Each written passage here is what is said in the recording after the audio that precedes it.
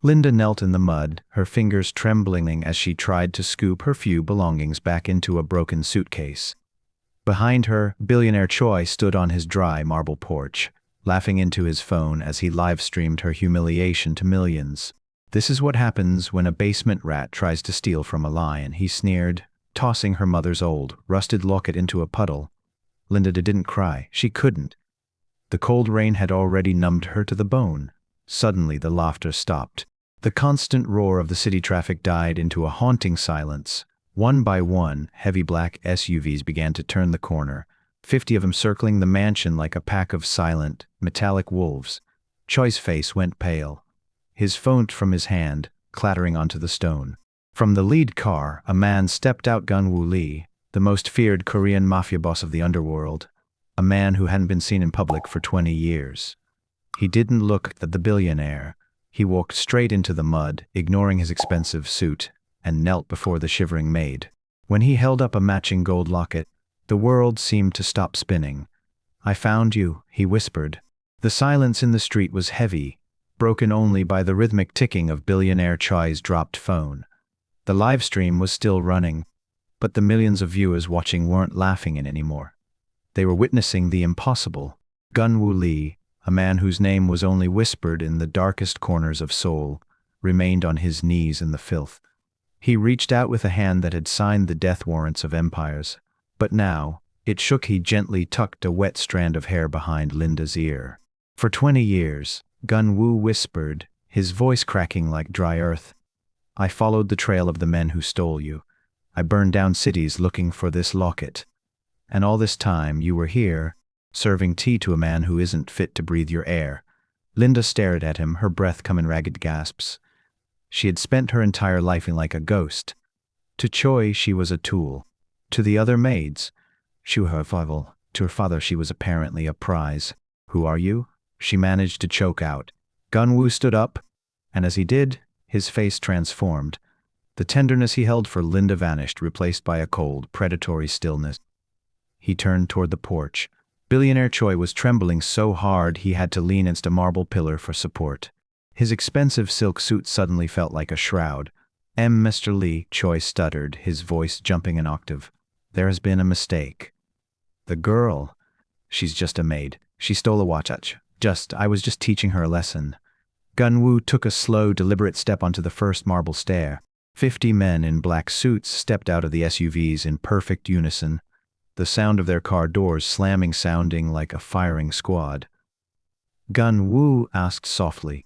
He pulled a heavy, diamond-encrusted watch from his own pocket and dropped it onto the stairs. It was the same model Choi had accused Linda of stealing. "You wanted to teach my daughter about status, Choi. You wanted to show her what happens to people in the gutter?" Gun-woo looked back at Linda, then back at the terrified man. "Status isn't about the on your wrist, Choi.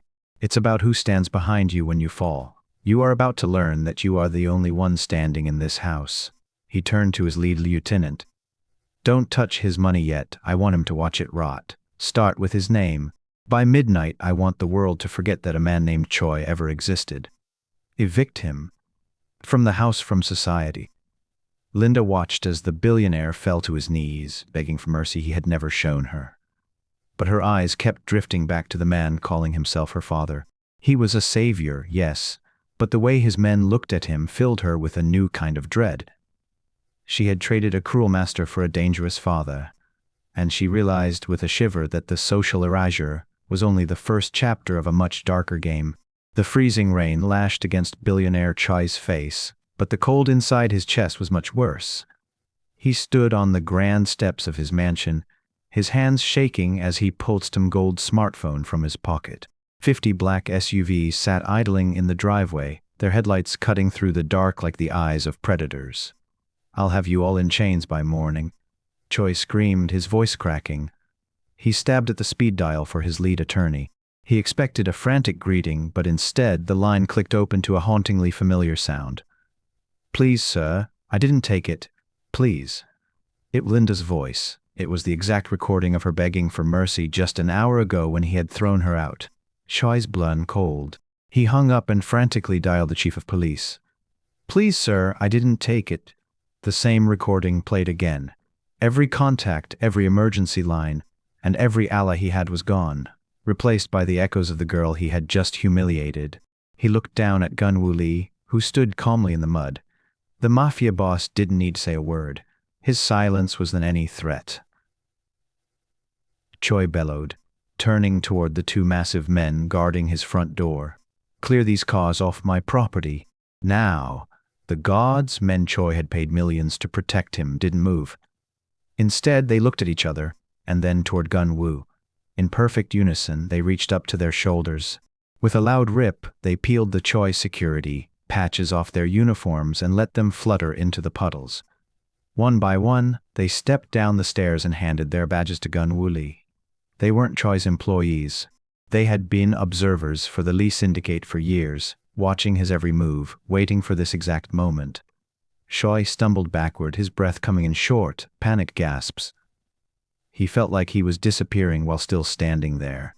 He turned toward the massive oak doors of his home, the only place he felt safe. He reached into his wallet and pulled out his solid gold elite membership card, the key that unlocked every door in his life. "I still have the house," he hissed to himself, his eyes wide with mania. "I still have the walls." He jammed the card into the high-tech scanner by the door. But instead of the familiar green light and the hum of the locks, the card got stuck. Choi yanked it back with all his might. As he did, the shimmering gold surface began to peel away like cheap foil. Underneath the fake gold was nothing but a piece of gray, recycled plastic. It wasn't a key to a kingdom, it was a toy. The scanner turned a blood-red color, and the screen flashed a single message: "Resident not found." The heavy oak doors of the mansion remained shut, as cold and silent as a tomb. Choi scrambled down the stairs, his expensive leather shoes slipping on the wet pavement. He didn't look back at the wall of black SUVs, or the man who had stolen his life with a single look. He needed to get to the city. He needed anyone, who still remembered his name. He managed to hail a taxi, promising the driver 10 times the fare. But when they reached the Grand Imperial Hotel, his nightmare only deepened. Choi marched up to the marble reception desk, his chest puffed out with a fake confidence that was quickly fading. "I need the presidential suite," he snapped, slamming his driver's license onto the counter. "And make it fast. I've had a terrible night." The clerk, a young man who had bowed to Choi dozens of times before, didn't today. He picked up the ID, tapped a few keys on his computer, and then froze. His eyes widened as he loomed the screen back to Choi's face. "I'm sorry, sir," the clerk said, his voice flat and robotic. "But there must be a mistake. According to our records, the man on this ID passed away 10 years ago. This account was closed decade ago." "Dead?" "I'm standing right in front of you," Choi roared, but the clerk simply slid the ID back across the marble as if it were a piece of trash. Choi lunged for the phone on the desk, but the security guards were already moving toward him. He stumbled back out into the street, the neon lights of the city suddenly feeling like mocking eyes. He saw a familiar face across the plaza's oldest business partner, Mr. Park. Choi sprinted toward him, shouting his name. "Park, thank God. You have to help me. They've hacked my accounts. Before Choi could reach him, a sleek black SUV pulled up to the curb with a quiet hum. The window didn't even roll down. Mr. Park looked at the vehicle, then at Choi, and his face turned the color of ash. Without saying a word, the man who had been Choi's friend for 20 years turned and ran in the opposite direction, into a crowd as if he had seen a ghost. It happened again with his lawyer, and again with his cousin. Every time he got close to help, a black shadow on wheels appeared and his world grew smaller. Breathless and shivering, Choi leaned against a cold lamp post to catch his breath. His eyes drifted piece of paper taped to the metal. It was a wanted poster for a dangerous vagrant. His heart stopped. The photo on the poster showed him leaning against that very lamp post, looking terrified and wet. The timestamp at the bottom proved it had been taken only 5 minutes ago. While Choi wandered the cold streets like a ghost, Linda was whisked away to a world she had only seen in movies. The mountain villa was a fortress in stone, tucked high above the clouds where the thin and quiet. Inside, the floors were heated and the bed was covered in silk that, like water, against her skin. Servants bowed low as she passed, offering rare fruits and tea served in cups that cost more than her old basement apartment. But despite the luxury, Linda felt a heavy weight in her chest. The tall gates and the silent, armed guards at every door made her realize this wasn't just a home, it was a cage. When Gunwoo Liam, he looked like a king, but Linda met his gaze with anger. She demanded, her voice echoing off the high ceilings, "I spent 20 years scrubbing floors and eating scraps. I wrote hundreds of letters for a father who never came. If you are so powerful, why did you let me suffer in that basement?" Gunwoo didn't get angry. He walked to a heavy painting on the wall and swung it open, a massive steel vault. With a quiet click of the dial, the heavy door groaned open. Inside weren't stacks of gold or piles of cash. Instead, there were thousands of envelopes. Linda gasped as she stepped inside. She recognized her own messy handwriting from when she was 6, 8, and 12 years old. Every letter she had ever addressed to Santa or her missing dad, perfectly preserved. "I didn't ignore them, Linda," Gunwoo said softly. "I intercepted them. Every time you sent a letter, my enemies were watching the mail, hoping you would lead them to me so they could use to destroy me. If I had come for you then, you wouldn't have lived to see your 10th birthday. I kept you in that basement because it was the only place on Earth where no one would ever look for the daughter of a Mafia boss." Linda ran her fingers over the paper, her breaking for the little girl she used to be. She felt a mix of relief and horror. Her father had been a ghost in her life, not out of neglect, but out of a terrifying kind of love. As she dug deeper into the back of the vault, she found a small wooden box. Inside, a single, faded photograph of a beautiful woman holding a baby. Linda smiled, thinking she had found a piece of her mother's tragedy. But when she turned the photo over, her smile vanished. Firm handwriting, her muttered, "Gunwoo, I am taking her where your shadows cannot reach. I would rather she be a maid in a stranger's house than a princess in your graveyard. Do not look for us." Linda's breath hitched. Her mother had been kidnapped or lost. She had been a runaway, fleeing the very man who now called himself Linda's savior. The hunger was a sharp knife twisting in Choi's stomach, a feeling he hadn't known his entire life. He shivered in the shadows of an alley, clutching his left wrist. The only thing he had left, his 2 million limited edition watch. It was a masterpiece of diamonds and platinum, a symbol of everything he was.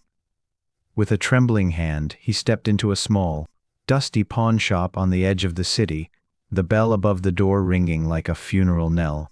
The jeweler, a man with thick glasses and a tired face, didn't even look up at first. Choi slouched onto the velvet counter. "I need cash," his voice desperate. "Give me 50,000 and I'll walk away. The watch is worth 40 times that." The jeweler sighed and pulled a magnifying loupe to his eye. He studied the central diamond for a long time. Suddenly he began to chuckle. It wasn't a kind laugh. It was the sound of it snapping shut. He flipped the watch over and pressed a hidden pin. The diamond didn't sparkle. Instead, a tiny rhythmic red light began to pulse deep inside the stone. "You think this is a jewel?" the jeweler asked, looking at Choi with pity. "This is a high-frequency GPS tracker. This watch wasn't made to tell you the time. It was made to tell Gunwoo Lee exactly where his property is standing." Choi's heart hammered against his ribs. He reached for the watch, but the jeweler it out of reach and picked up a phone. He didn't dial 911. He dialed it, unlisted number. "The bird is in the cage," the jeweler said into the receiver. "What are the orders?" Choi watched the jeweler's face turn pale as he listened to the reply. The man hung up and looked at Choi's feet. "The boss says you the money, and you don't get to keep the watch. But if you want to leave this shop before the black SUVs arrive to collect you, you have to pay me for my silence." "I have nothing left," Choi screamed. "You have those," pointed to Choi in leather shoes. Minutes later, the door of the pawn shop opened. Choi stepped out into the biting wind, his expensive silk socks instantly soaking up the filthy, freezing rainwater from the gutter. He watched through the window as the jeweler tossed his $1,000 shoes into a trash bin. The man who had once spent his days looking down from penthouses was now standing on the jagged, cold pavement. For the first time in his life, he felt every crack, Every stone and every bit of filth on the streets of the city he used to own, and he had to walk across it all barefoot. Inside the quiet halls of the mountain villa, Lynn did not spend her time looking at the gold statues or the expensive paintings. Instead, she sat in front of a wall of computer monitors that glowed with a ghostly blue light. With a single nod from her father, the syndicate's best investigators had handed her the digital keys to the Choi family's private lives. She spent hours through deleted emails, bank statements, and hidden camera footage from the mansion. She wasn't looking for jewelry, she was looking for the truth. Her breath hitched when she found a grainy video file from the night the watch went missing. The timestamp showed 2 in the morning. A shadow moved across Choi's private study. It wasn't Linda. It was a young man with messy hair and trembling hands, Choi's own son. She watched as he pried open the safe, his face pale with terror, and stuffed the $2 million watch into his pocket. Further records showed a massive paid the next day to one of her father's illegal gambling dens. The son hadn't stolen for fun. He had stolen to save his life from the very men who were now protecting Linda. Linda felt a surge of hope. Surely, if she showed this to Choi, he would realize his mistake. But as she scrolled further into the server's logs, she found something that turned her blood to ice. An audio recording from the following morning captured a conversation between Choi and his son. "I know you took it." Choi's voice rang out, cold and sharp as a razor. "But we aren't going to tell the police it was you. We have a maid who thinks she's better than us. She never complains, she never breaks. And she looks at me like I'm nothing. I'm going to use this to crush her. I want to see that unbreakable girl crawl on her knees and beg me for her life." Linda stared at the screen, her hands curling into fists. It hadn't been an accident or a misunderstanding. Choi had sacrificed son's honesty just to have a chance to destroy a girl who had nothing. He didn't hate her because she was a maid. He hated her because even in her rags, she held her head higher than he ever could. Gun-woo stepped into the room, his shadow falling over the screens. "Now you see him for what he truly is," he said, his voice been calm. "His companies are already falling. His mansions are being seized. By tomorrow I can put his entire fortune into your name, Linda. You will be the richest woman in the country." Linda looked away from the monitors, her eyes bright with a new, dangerous fire. She didn't want the silk dresses or the mountain of gold. "No," she whispered, her voice steady. "I don't want his money. I want his memories. I want him to remember every person he stepped on, and I want him to watch as they become the only ones who can save him." The sun was setting, but there was no warmth for a man with no shoes and no name. Choi stumbled into a small park, his feet bleeding and his stomach feeling like it was eating itself. He saw a plastic bin near a bench, and for the first time in his life, he didn't see trash, he saw survival. With trembling hands, he reached inside and pulled out a crumpled wrapper containing a half-eaten sandwich. Before he could take a bite, a low growl vibrated through the air. A scruffy stray dog, its ribs showing through its matted fur, stood over the bin. It snapped its yellow teeth inches from Choi's hand. Choi shrieked and fell backward in the dirt, dropping the food. He scrambled awards, sobbing as the dog claimed the prize. "Look at that guy," a voice shouted. A group of teenagers standing nearby pulled out their glowing smartphones. They weren't helping. They were laughing. They pointed their cameras at Choi, capturing the wanty billionaire covered in filth and cowering street dog. "He's totally losing it. This is going viral for sure." One girl giggled, her thumb tapping the screen to upload the humiliation to the world. Choi tried to hide his face, but a tall man in a crisp suit stepped out from the group. He walked closer, his expensive shoes stopping right in of Choi's dirty face. Choi looked up, hoping for a hand to pull him up. Instead, he recognized the man. It was the young clerk he had fired from his flagship store 6 months ago. Choi had told him he was too poor to represent a luxury brand and had him thrown out of the building. The man didn't look angry, he looked satisfied. He reached into his pocket, pulled out a fresh, hot burger, and took a slow right in front of Choi's watering eyes. "You told me that looking poor was a crime, Mr. Choi," the man softly, tossing a single napkin onto Choi's head. "It looks like you're finally facing the judge." The teenager with laughter, their flashes like strobe lights against tear-stained face. Dizzy with shame, Choi stood up and began to run. He pushed through the park gates and out onto the main boulevard. He looked up, and the breath left his lungs. High above the city, on a massive digital billboard that usually showed his company's stock prices, was a giant photo of his face. Next to his eyes, glowing red numbers, was a live counter labeled current net worth. As the entire city watched, the numbers spun rapidly downward, flickering past millions and thousands until they reached a final, cold destination. The screen froze on a single number, 0. Below it, in bold letters that seemed to scream into the night, were the words, "Total erasure complete." The luxury of the mountain villa began to feel heavy as Linda walked through the private library. Her father, Gun-woo, was often away on business, leaving her with a team of lawyers who spoke in whispers. She was no longer a maid, but she felt like a chess piece being moved us aboard. Seeking answers, she waited until the villa was silent and slipped into the office where the most important files were kept. On the mahogany desk sat a thick leather folder labeled the Choi Reclamation. As Linda flipped through the yellowed pages, the truth hit her like a physical blow. Gun-woo's grand rescue wasn't just about a father's love, it was about land.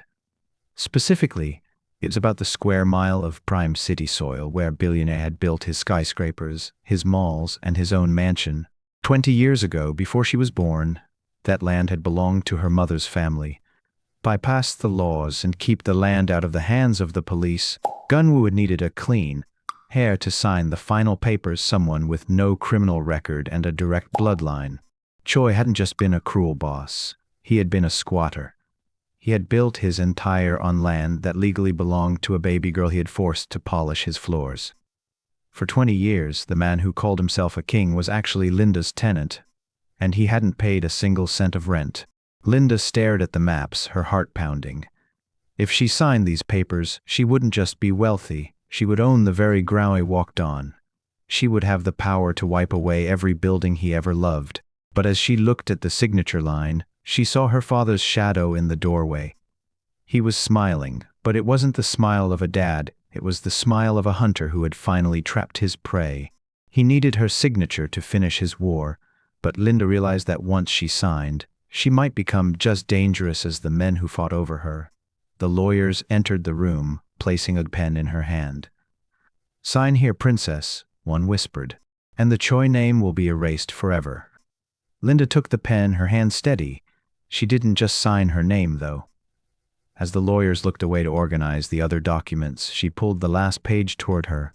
In tiny, neat handwriting that she learned while studying in the basement, she added a secret clause at the very bottom of the contract. She folded the page quickly, hiding her words from the suits, and handed the pen back. Her father didn't know it yet, but the game had just changed. The cold had finally broken Choi's spirit. He stood in the narrow alleyway directly behind his former mansion, his bare feet numb against the wet gravel. Only 2 days ago he had feasted on lobster inside those walls. Now he was hunched over a stinking metal dumpster, his hands stained with grease as he dug through the trash. He was looking for anything, a crust of bread, a discarded apple, or even a dry cloth to wrap around his frozen toes. His fingers against something crisp and clean. He pulled it out, thinking it might be a bag he could use for warmth. Instead, it was a fresh, unread newspaper. The ink was so black it stained his fingertips. Choi's eyes widened as he read the massive headline on the front page. Former Maid becomes Seoul owner of Shoei Holdings. Below the text was a beautiful of Linda, looking calm and powerful, standing in front of his boardroom table. Choi felt his head spin. He looked at the date at the top of the paper and let out a strangled cry. The date was for tomorrow morning. The sun hadn't even risen on this day yet, but his downfall was already written in stone. He realized then that Wu Li wasn't just taking his money. He was playing God with time itself.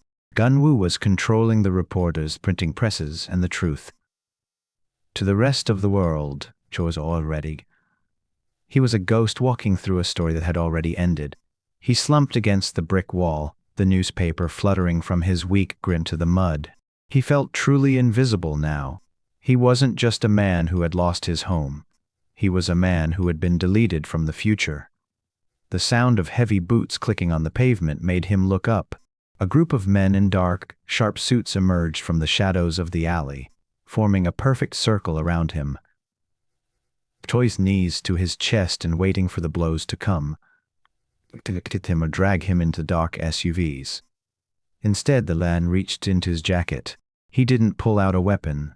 With a stiff, formal bowled out a small, glossy piece of paper. Choi took it with trembling fingers. It was a high-quality flyer embossed with gold ink.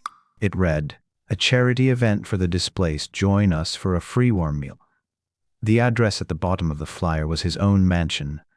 "The new owner is expecting you," the man said. "He's as cold as the rain. Don't be late for your first meal as a guest in your own home." The golden flyer felt heavy in Choi's hand, the only thing of value he still held. Driven by a hunger that felt like a fire in his bones, he stumbled back toward the district where he had once lived as a god.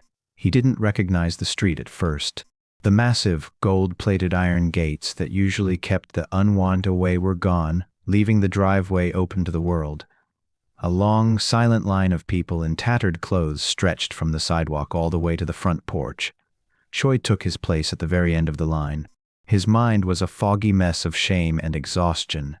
He stared at the heels of the person in front of him. His head bowed so low, he didn't even realize he was standing on his own meticulously manicured lawn.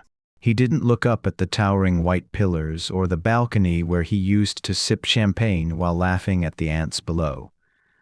This was just another building and another place that promised a moment of warmth.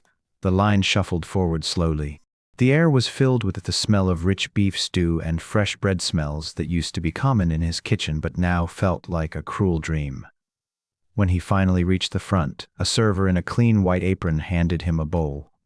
Choi didn't look at the server's face. He grabbed the bowl with both hands, his fingers shaking so hard the liquid nearly spilled. He sat on a cold stone bench near the entrance and took a frantic gulp of soup. It was delicious, but as he tilted the bowl back, he noticed how unusually it felt. He pulled it away and blinked, his eyes focusing on the dish. It wasn't a plastic container or a cheap ceramic bowl. It was a gold-rimmed crystal bowl, part of a limited set he had Paris for $10,000 each. His heart skipped a beat. He turned the bowl over, and his breath hitched. Engraved in the delicate crystal at the bottom were the words, "Property of Choi Holdings." The realization hit him like a physical blow. He wasn't just at a charity kitchen, he was eating his own food out of his own crystal on the steps of his own home. He began to choke, the soup turning to ash in his mouth. Before he could stand up or run, two tall shadows fell over him. Two men in sharp black suits, their faces like stone, stood on either side of the bench. They didn't look at the bowl or the filth on Choi's clothes. One of them leaned down, his voice a low, terrifying whisper through the noise of the crowd. "The meal is over, Mr. Choi," the man said. "The chairman is ready for the board meeting now. It's time to go inside." They reached down and gripped his arms, lifting him off the bench and dragging his bare feet across the threshold of his own front door. The transition was like a dream turning into a nightmare. One moment, Choi was shivering in the mud with a crystal bowl. The next, he was being marched through the grand hallways he once called his own. The air inside the mansion was perfectly chilled and smelled of expensive cedar, but to Choi, it felt like a tomb. The two men in black suits didn't stop until they reached the double oak doors of the boardroom. They pushed him inside, and the click of the lock behind him sounded like a judge's gavel. The room was blindingly bright. At the far end of the long, polished marble table sat Gun-Woo Lee and Linda. Linda looked different. She wore a sharp suit. Her hair was pulled back, and her eyes were as steady as a mountain. Choi stood there, barefoot and covered in the filth of the streets, looking like a smudge of dirt on a white sheet. "Sit," Gun-Woo commanded. His voice wasn't loud, but it filled every corner of the room. Choi collapsed into a leather chair. "You've taken everything," he wheezed. "My money, my house, my name. More do you want?" Gun-Woo leaned forward, his hands folded. "I didn't take your empire, Choi. I simply stopped lending it to you." He gestured to the room around them. "You always bragged about being a self-made man. But the bank that gave you your first loan, the investors who saved you from bankruptcy 10 years ago, that was me. You were part of a grand architecture, a social experiment to see if a man with nothing but luck could maintain his character when given the world." Choi's mouth hung open. His entire lurk every deal. Every win had been a puppet show controlled by the man sitting across from him. You failed the final test the night you framed my daughter for a watch your own son stole, Gunwoo continued, his voice growing colder. Power doesn't change people, Choi. Just unmasks them. You showed us exactly who you are. A man who would crush an innocent girl just to feel big. Linda didn't say a word, but her gaze was a weight Choi couldn't bear. He realized now that he had never been the predator. He had always been the prey. Gunwoo reached into a leather folder and pulled out a single sheet of paper. He slid it across the long table. It glided over the marble and stopped right in front of Choi's trembling hands. It was a full confession of every bribe, every lie, and every crime Choi had ever committed. You have two choices, Gunwoo said, his eyes locking onto Choi's. Sign this and you live as a free man, though you will be a nobody. Refuse and you return to gutter outside. But I promise you, if you go without signing, even the soup kitchen will be closed to you. You will truly be a ghost in a city that has forgotten you exist. Choi's hand shook so violently that the pen rattled against the marble table. With a final, desperate sob, he scrawled his name at the bottom of the confession. He was no longer a billionaire. He was a man who had officially signed away his soul. As he dropped the pen, the heavy oak doors at the back of the room swung open once more. Linda stood up, her breath catching in her throat. A woman walked into the room dressed in a simple but elegant white dress. She didn't look like a ghost or a victim. She looked like a queen returning to her throne. It was Min-hee, the mother Linda had spent her entire life mourning. Mother, Linda whispered, her voice small and trembling. Min-hee walked past the broken, weeping Choi without even glancing at him. She went straight to Gunwoo, who stood up to meet her. They didn't look like enemies or strangers. They looked like partners who had finally finished a long, difficult job. You're alive, Linda said, tears finally spilling over. But the letters, the photo, I thought you were running from him. Min-hee reached out and took Linda's hands. Her skin was warm and real. I wasn't running from your father, Linda. I was running for you. We knew that if you grew up inside the syndicate, the darkness would change you. We needed you to stay pure, to stay kind, even when the world was cruel. The truth began to click into place in Linda's mind like the tumblers of a safe. Her mother had been hiding in shadows. She had been the shadow. Min-hee had been the one watching Choi for 20 years. She was the one who fed the intelligence to Gunwoo, telling him exactly when Choi's son had stolen the watch and exactly when Choi had reached his breaking point. Every move Choi made had been tracked by the mother Linda thought was gone. They had used Choi's mansion as a nursery to raise a daughter who knew the value of hard work, while they prepared to destroy the man who dared to mistreat her. Gunwoo stepped around the table and placed a hand on Min-hee's shoulder. For the first time, the coldness in his eyes completely vanished. He looked at the vast skyline of the city through the boardroom windows. The city he had spent decades ruling through fear and blood. The game is Linda, Gunwoo said, his voice deep and tired. He reached out and took Min-hee's hand, interlacing their fingers. We did all of this to bring you back to us, and to make sure you were strong enough to handle the truth. But the syndicate is a burden that has cost us too many years. He looked back at his daughter with a sad, proud smile. We have everything we need now. It's time to dissolve the Lee name forever. True to his word, Gunwoo Lee dismantled the empire of shadows. The black SUVs vanished from the streets and the hidden accounts were drained. But the money didn't disappear. It was poured into a massive, legitimate medical trust. The wealth that had once been built on fear was now being used to fund the very research Linda had dreamed of during her long nights in the basement. The Lee Syndicate was gone, replaced by a foundation that carried no blood on its hands. As for the man who once called himself king, his punishment was not found in a prison cell or a dark alley. Months later, a man in a faded gray jumpsuit stood in the lobby of the central holding skyscraper. He held a mop with trembling hands, his back hunched and his eyes fixed on the floor. It was Choi. He hadn't been killed. He had been given a job.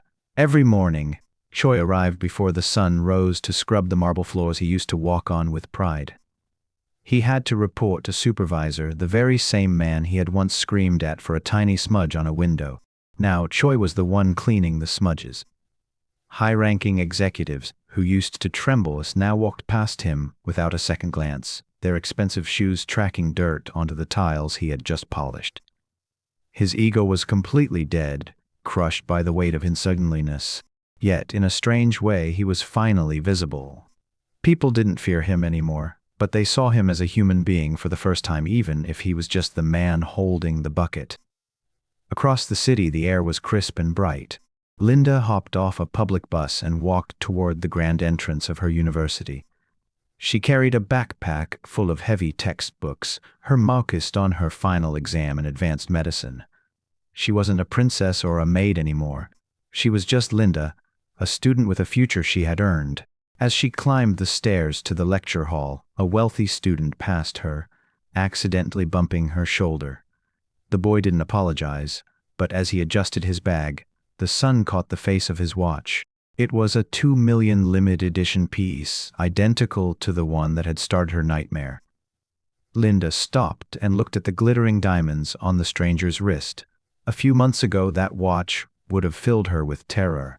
Now she simply leaned back and smiled. She didn't need the gold, the platinum, or the power it represented. She looked toward the campus gate, where her mother and father stood waiting to take her to lunch after her test.